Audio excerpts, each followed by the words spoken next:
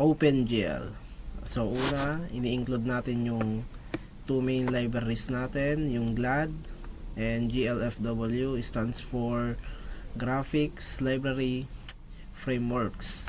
O ito yung nagke-create ng Windows, nagmamanipulate o yung paggawa ng mismong OpenGL.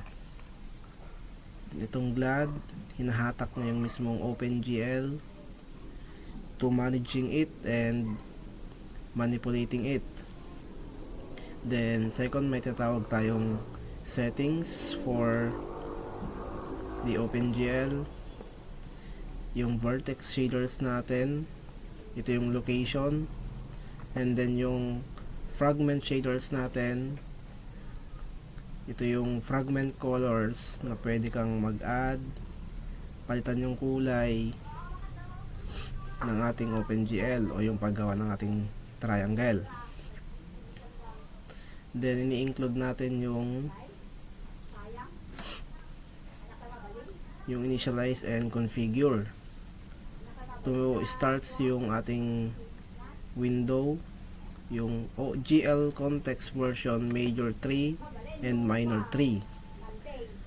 Para makagawa ng window or creation ng window, i-include natin yung GLF window for window creation.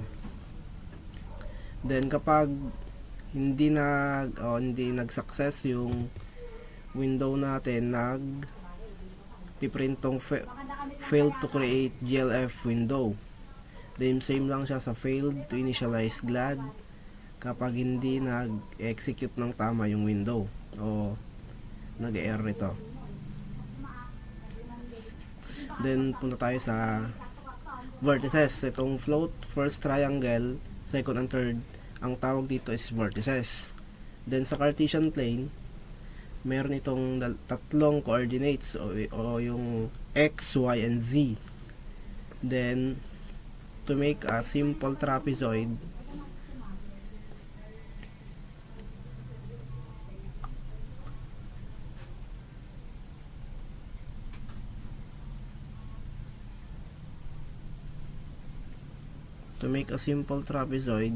kailangan tama yung coordinates ng tatlong triangle.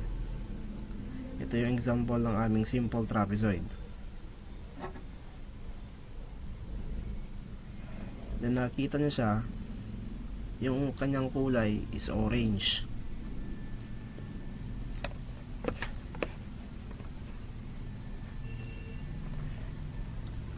Kapag ang nakikita lang ay yung mismong line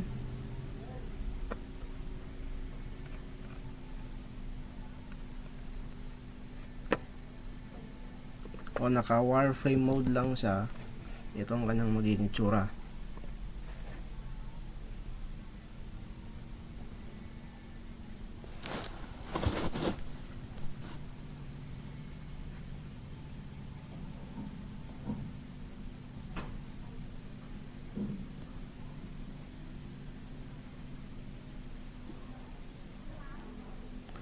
Then kapag titignan nyo siya sa wireframe mode, makikita natin yung mga points and lines lang, na kung saan yung tatlong triangle ay ginawang trapezoid na may tamang